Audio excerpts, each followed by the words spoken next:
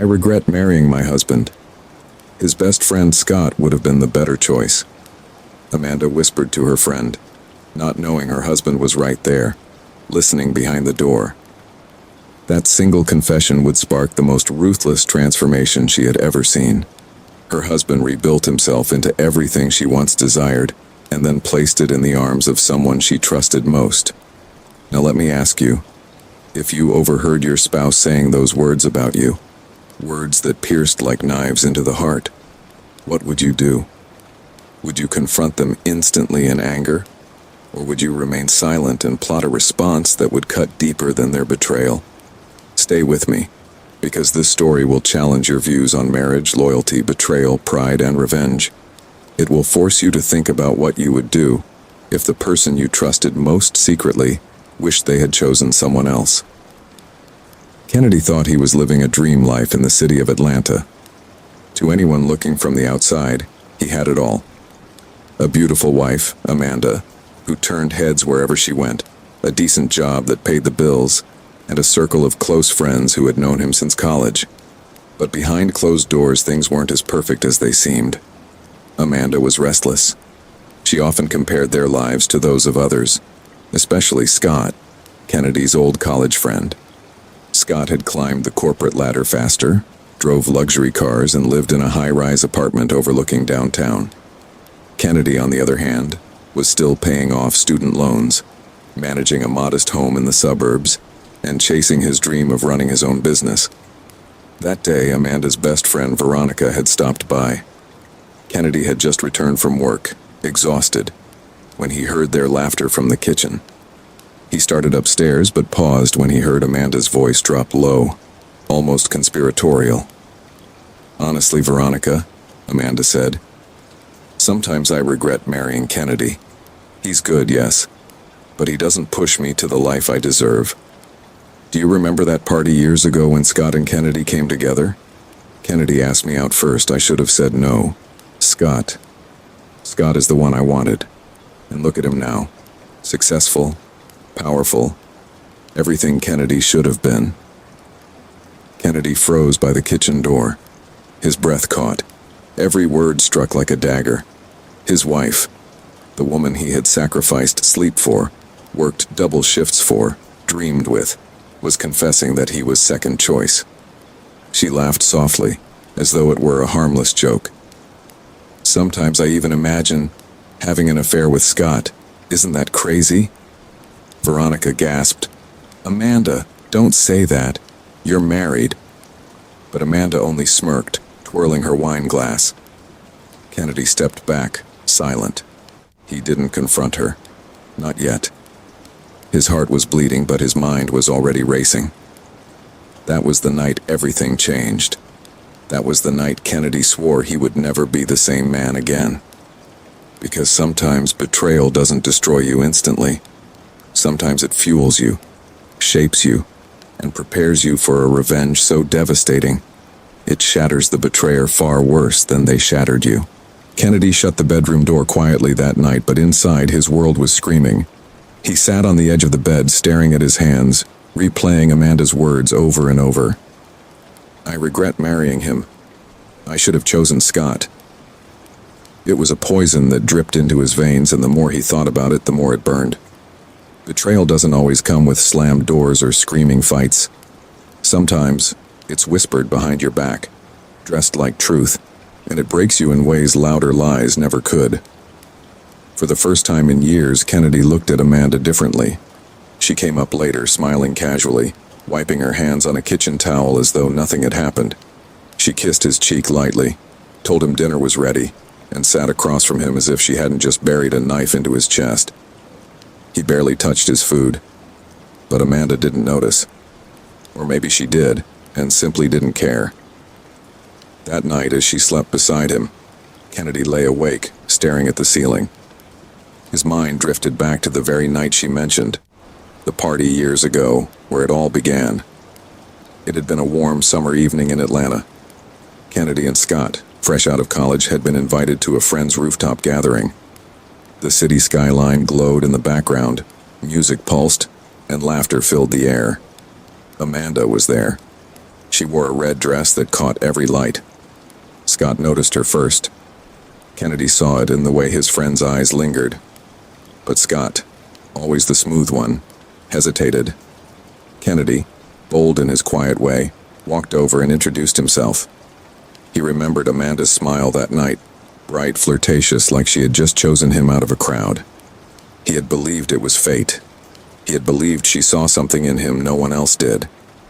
But now, years later, lying in the dark with her beside him, Kennedy wondered, did she ever really choose me? Or was I simply the first option presented? That thought didn't break him. It hardened him. By morning, his decision was clear. He would not confront her. He would not plead for her love. He would not beg for her to see his worth. Instead, he would transform himself into the man she never believed he could become. And when the time was right, he would strike. The next day, Kennedy woke before dawn. He showered, dressed sharply, and headed to work with a new fire in his chest. At the office, his colleagues noticed he was different, focused, sharper, hungrier. He stayed late, volunteering for projects no one else wanted, pitching ideas he had held back before. At home, Amanda assumed he was simply tired. She went about her routines, oblivious to the storm brewing within her husband. She still laughed with Veronica, still scrolled through Scott's Instagram late at night when she thought Kennedy wasn't watching, still muttered comparisons under her breath. But Kennedy wasn't the same man anymore.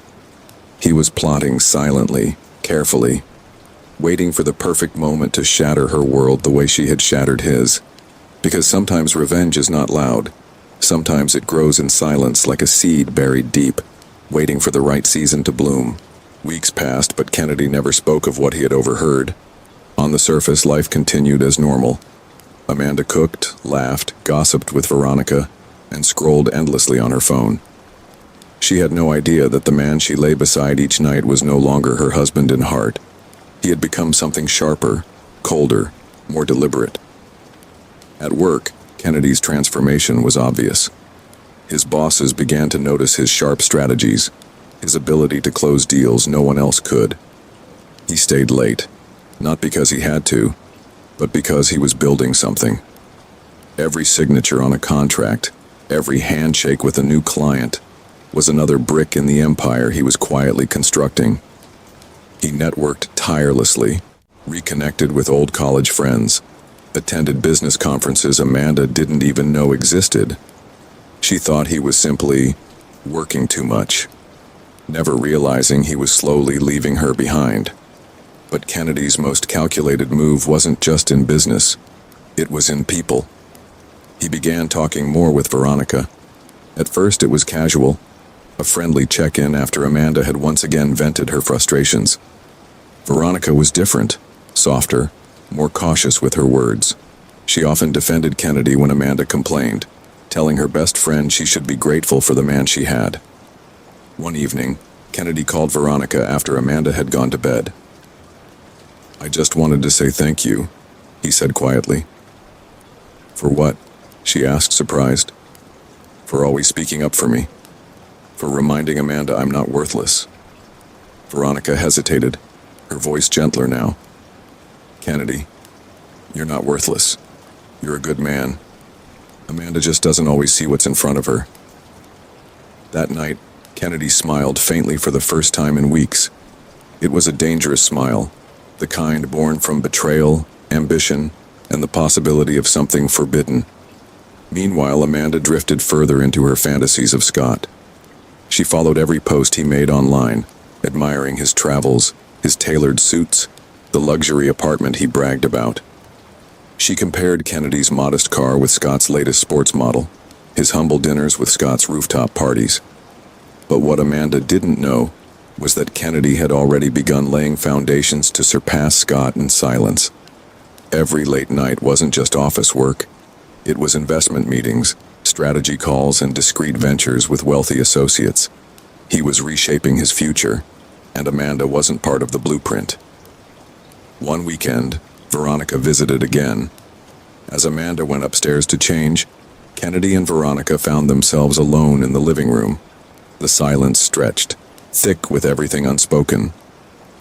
"You've changed, Kennedy," Veronica said softly. "You're different these days." Kennedy met her eyes, his voice low and steady. "Sometimes change is the only way to survive betrayal." Veronica's eyes widened slightly, but before she could respond, Amanda returned, oblivious to the tension she had interrupted. That was the first spark. Kennedy knew it would not be the last. Because in betrayal, there is always a choice. Destroy yourself, or rise so high that the one who wounded you can't even reach your shadow. Kennedy had chosen to rise, slowly, silently, and dangerously. And soon, Amanda would discover what it meant to regret the regrets she had spoken aloud. The shift was subtle at first, but Amanda began to sense something was different. Kennedy no longer lingered at home, waiting for her approval or affection. He came in later, dressed sharper, smelling of expensive cologne she didn't recognize. His phone buzzed more often, his eyes lit with a fire she hadn't seen in years. Instead of feeling pride in his success, Amanda felt uneasy. This was not the Kennedy she had known, the man who once begged for her attention, the man she had compared to Scott with disdain. No, this Kennedy was focused, confident, and terrifyingly distant. One Friday night, Amanda tried to tease him back into old patterns. She slipped into the kitchen wearing a silk robe, hair loose, offering him a smile. "You've been so busy lately," she murmured. "Don't you miss us?" Kennedy glanced at her briefly before turning back to the laptop on the counter. "I'm working on something important, Amanda. Not now." The rejection stung. For the first time, Amanda felt the bitter taste of being unwanted. She poured herself a glass of wine, telling herself it was nothing, that Kennedy was simply stressed. But deep down, a seed of fear began to sprout. Meanwhile, Veronica's role in Kennedy's life was growing. Their late-night calls became frequent. What started as conversations about Amanda slowly shifted into personal confessions, his dreams, her frustrations, the quiet loneliness they both carried. One evening, Kennedy invited Veronica to lunch under the guise of discussing Amanda's behavior. They sat in a quiet corner of an upscale restaurant, and for the first time, Kennedy allowed himself to truly look at her. Veronica wasn't flashy like Amanda. She was understated, elegant in her simplicity, with a warmth Amanda had long forgotten how to give. "You deserve better, Kennedy," Veronica said softly, stirring her coffee. "I've always thought Amanda never truly valued what she has." He held her gaze. "And what do you think I deserve?" Her breath caught for a moment, her cheeks warming. "A partner who sees you, a partner who believes in you, not someone who wishes you were someone else." The words hung between them, charged and dangerous. Kennedy didn't touch her hand, didn't cross the line that day, but the line was weakening, thread by thread. Back at home, Amanda's unease grew into suspicion. She noticed Kennedy's phone placed face down on the table, calls he declined when she was near, and the faint smile he sometimes wore when typing late at night. One evening, after Veronica visited, Amanda caught the faintest trace of perfume on Kennedy's shirt. Not hers, not any she owned. Her heart clenched. She confronted him lightly, trying to mask her insecurity. "You smell different. New cologne?" Kennedy's lips curved in a calm, unreadable smile. "Maybe I'm just becoming a new man." Amanda laughed weakly, but inside her stomach turned. She had once wished for Scott, imagined him as her escape, but now, for the first time, she wondered, was Kennedy escaping her? The irony was cruel, and Amanda didn't even see the storm gathering around her. Kennedy's rise was fast, almost frighteningly so. Within months, the man who once struggled to keep up with bills was now negotiating six-figure contracts, buying tailored suits, and driving a sleek black Mercedes that made neighbors whisper. His colleagues marveled at his sudden transformation, but only Kennedy knew what fueled it. Betrayal had lit a fire no one could put out. Amanda should have been proud, but pride wasn't what she felt. It was jealousy. It was fear. She scrolled through Scott's Instagram one evening, as she often did, expecting to find comfort in comparing her husband to him. But instead, she froze. Scott posted a photo at a business networking gala, standing beside Kennedy. Both men were smiling, suited, confident. And in the caption, Scott wrote, "Partnerships that shape the future. Excited for what's ahead." Amanda's wine glass nearly slipped from her hand. Partnerships, Kennedy, and Scott. She felt the room spin. The very man she had secretly wished for, the fantasy she held on to, was now standing shoulder to shoulder with her husband, and Kennedy looked every bit his equal. For the first time, Amanda realized something chilling. Her second choice was no longer second. He was rising, and Scott respected him enough to join forces.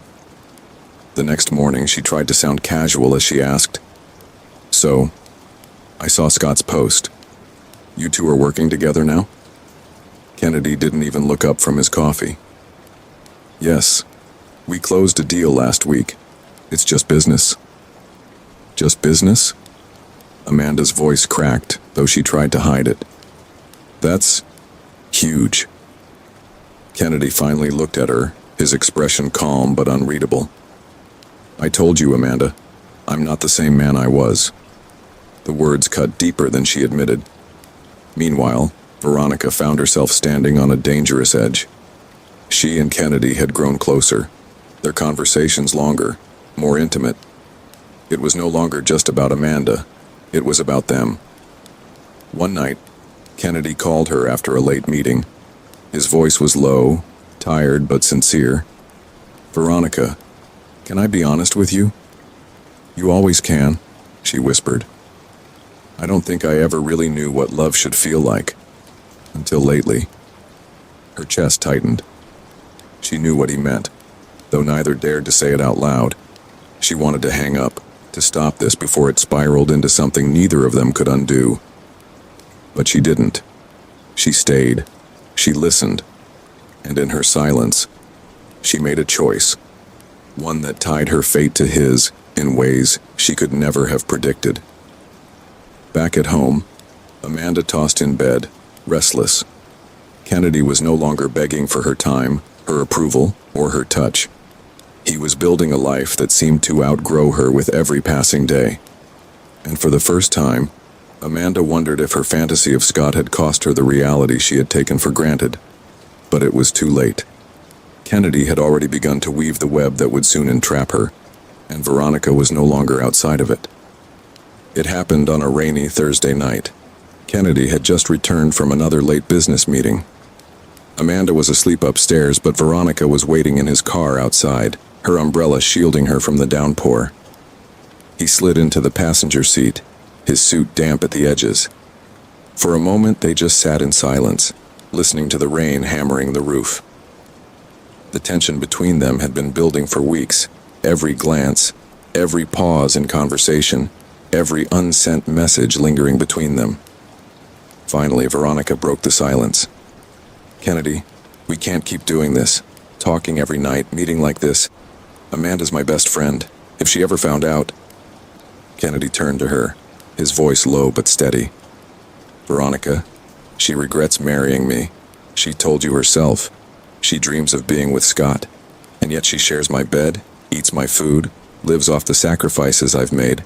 Tell me, where is her loyalty?" Veronica looked away, her heart pounding. "That doesn't make this right." "No," Kennedy agreed, his eyes never leaving her. "But it makes this real." The moment hung heavy, impossible to ignore.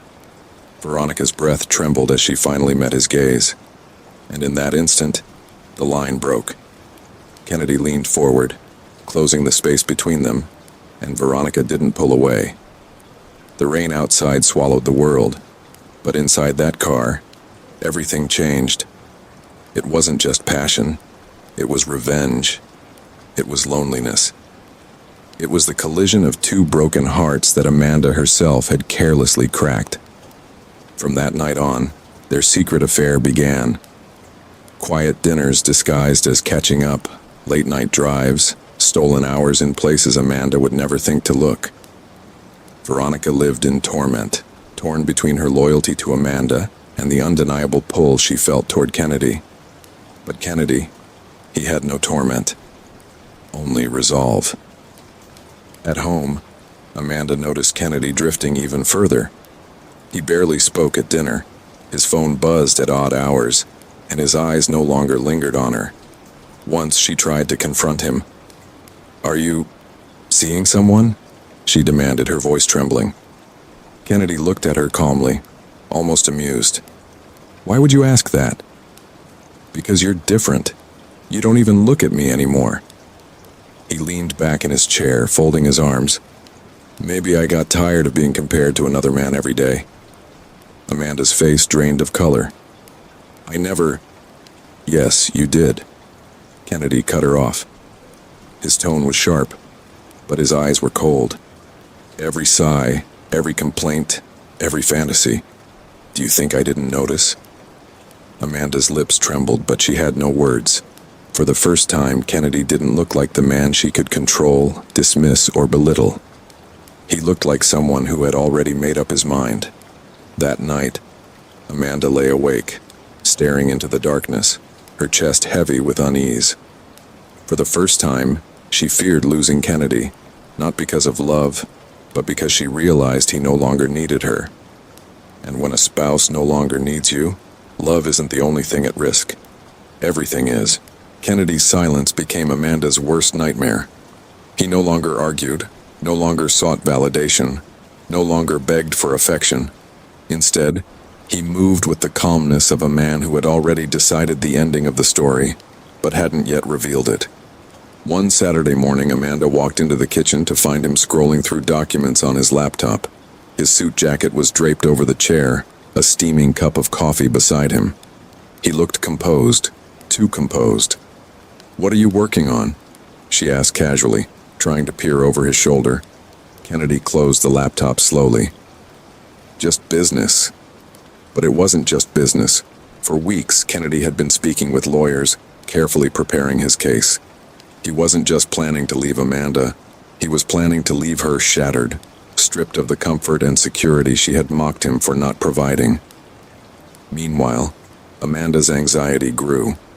She tried cooking his favorite meals, dressing up when he came home, even suggesting vacations they could take together.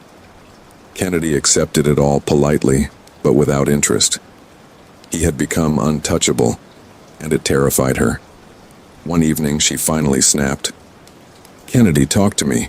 You've been distant for months. I feel like I don't even know you anymore." He set his glass down, meeting her gaze steadily. "Maybe you don't." Her breath caught. "What does that mean?"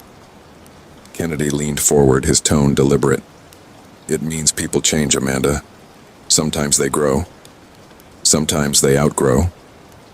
The words lingered in the air like smoke. Amanda's chest tightened with dread. For the first time, she was afraid he might actually leave. Across town, Veronica wrestled with her own torment. Nights with Kennedy left her breathless, but mornings brought waves of guilt. Every time Amanda called her sister and shared her fears about Kennedy's distance, Veronica felt the walls closing in. One afternoon, Amanda sat in Veronica's living room, sipping wine. "Something's happening, Vero. Kennedy's different. I think he's hiding something from me." Veronica's throat went dry. "Different how?" "He doesn't fight anymore. He doesn't even care when I nag. He just looks at me like I'm already gone." Amanda's voice cracked. "Do you think he's seeing someone?" The glass nearly slipped from Veronica's hand. She forced a laugh, shaking her head. "Amanda, you're overthinking. Maybe he's just focused on work." But her heart pounded in her chest, because she knew the truth Amanda feared, and she was the truth Amanda feared. That night, Veronica called Kennedy, her voice trembling. "I can't keep doing this. She trusts me, Kennedy. She tells me everything. I'm betraying her in the worst way." Kennedy's reply was calm, measured. "She betrayed me first. And you're not betraying her. You're choosing honesty with yourself. You see me, Veronica. She never did." Veronica closed her eyes, torn in two. She wanted to believe him. She wanted to believe this was more than revenge, more than lust. But deep down, she knew the storm was reaching its peak, and none of them would walk away unscathed. Amanda, meanwhile, lay awake in her bed, staring at the ceiling, sensing her life slipping through her fingers. And she was right. Kennedy had already signed the first papers. It was a quiet Sunday afternoon when Kennedy decided the time had come. Amanda had spent the morning trying to draw him into conversation, but he had remained detached, answering in clipped tones. Finally, as she was setting the table for lunch, Kennedy walked in with an envelope in his hand. "Amanda," he said evenly, "we need to talk." Her heart skipped. His tone was calm, too calm, the kind of calm that precedes a storm. She set the plates down slowly. "What is it?" He placed the envelope on the table. "I want a divorce." The world seemed to tilt beneath her feet. Amanda's throat tightened. Her knees nearly buckled. What? "I've already spoken to my lawyer," Kennedy continued, his voice steady, unflinching. "The papers are ready. All that's left is your signature." Amanda's breath came in short gasps. "Divorce? Kennedy, are you serious? After everything we've built?" Kennedy cut her off with a cold smile. "Everything I built, Amanda. You never believed in me. You regretted choosing me. I heard you that night with Veronica in the kitchen." Her face drained of color. You heard?" "Every word," Kennedy said, his eyes like steel. "How you wished you had chosen Scott. How you fantasized about an affair. I stayed silent because I wanted to see who you really were. And you showed me." Amanda staggered back, tears filling her eyes. "Kennedy, I didn't mean it like that. I was venting, just talking." "No," he said firmly, his voice slicing through her pleas. "You meant it, and you gave me clarity. I regret marrying you too, Amanda. I should have chosen differently." The words landed like a hammer, echoing her own cruel confession back at her. Amanda sank into a chair, her hands trembling. Is this about Scott? Is this your way of competing with him?" Kennedy shook his head. "This isn't about Scott. This is about you and me, and the fact that you never truly wanted me." Tears streamed down her face. For the first time, Amanda felt the weight of her own words, the carelessness that had poisoned the roots of her marriage. She reached across the table, desperate.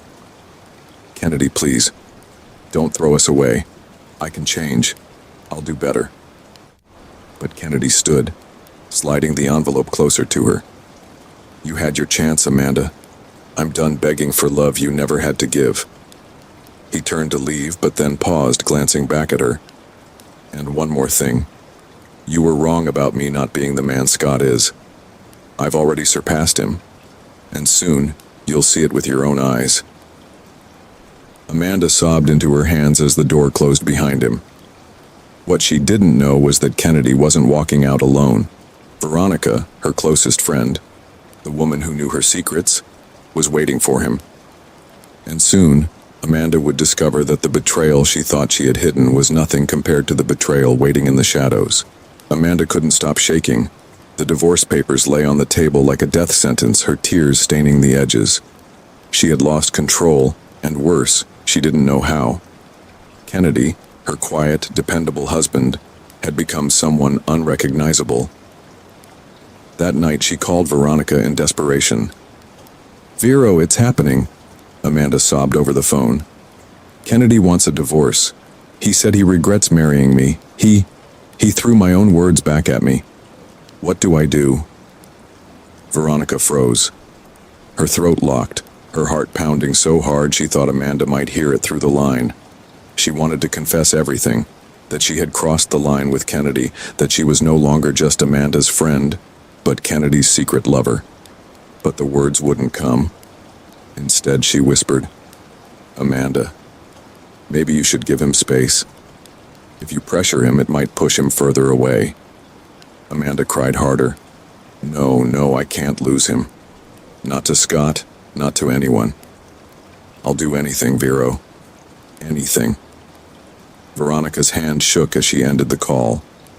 She stared at her reflection in the dark window, seeing the truth etched across her face. She was the anyone. Meanwhile, Kennedy's transformation was almost complete. His business empire was thriving, his confidence unshakable. He had everything Amanda once claimed he lacked, and more. But his ultimate satisfaction wasn't in wealth. It was in the slow, deliberate unraveling of Amanda's pride. The breaking point came at a charity gala 2 weeks later. Kennedy arrived in a tailored suit, Veronica on his arm. They looked stunning together, confident, polished, radiant. The whispers started immediately, rippling through the crowd like wildfire. Amanda was there too, dressed in her finest gown, clutching her glass of champagne like a lifeline. She turned and froze. Her eyes widened in disbelief as she saw Kennedy guiding her best friend into the room, his hand resting lightly at Veronica's waist. The glass slipped from Amanda's fingers, shattering against the marble floor. Heads turned, eyes widened, but Amanda couldn't move. She felt as though the walls were collapsing around her. Kennedy met her gaze across the room. His expression was calm, almost cold, but his eyes held a glint of victory. He didn't need to say a word. Amanda understood it all. She stumbled out onto the balcony, gasping for air. Minutes later, Kennedy followed, Veronica hanging back at the doorway. "You..." Amanda's voice shook with fury and despair. "You brought her here? My best friend?" Kennedy stepped closer, his tone cutting and deliberate. "You said you regret marrying me, that you wished you had chosen Scott, that you dreamed of another man in your bed. So I made a choice too." Amanda's knees buckled, tears streaming down her face. "Kennedy, please, don't do this. Don't throw me away for her." His jaw tightened. "You threw us away the moment you wished for someone else. I don't owe you loyalty you never gave me." The words broke her. Amanda sank to the ground, sobbing, humiliated in front of the very world she once wanted to impress. And in that moment, Kennedy delivered his most devastating blow, not through anger, not through violence, but through cold, undeniable truth. He had become everything she wanted in a man, everything she once believed Scott was. But Amanda would never taste that version of him. The city lights flickered across Amanda's tear-streaked face as she crouched on the balcony, her designer gown pooling around her like a broken crown. Once, she had imagined herself as the queen of Kennedy's world, superior, untouchable. Now she was nothing more than a spectator in the empire he had built, an empire she had never believed he could create. Kennedy stood over her, silent, steady. In his calm, there was power. In his stillness, there was finality. Amanda looked up at him, her voice hoarse. "Please, Kennedy, give me another chance. I was wrong. I was foolish. I compared you to Scott because I thought he was everything you weren't. But now I see you've surpassed him. You've become the man I always wanted. Please don't leave me." For a fleeting second, her words might have softened another man, but Kennedy's heart was steel now. He leaned down, his tone firm but measured. "No, Amanda. You don't get to love me only when I've become everything you once mocked. Love is tested in the valleys, not the mountaintops. You failed that test." Her sobs grew louder, drawing the attention of nearby guests.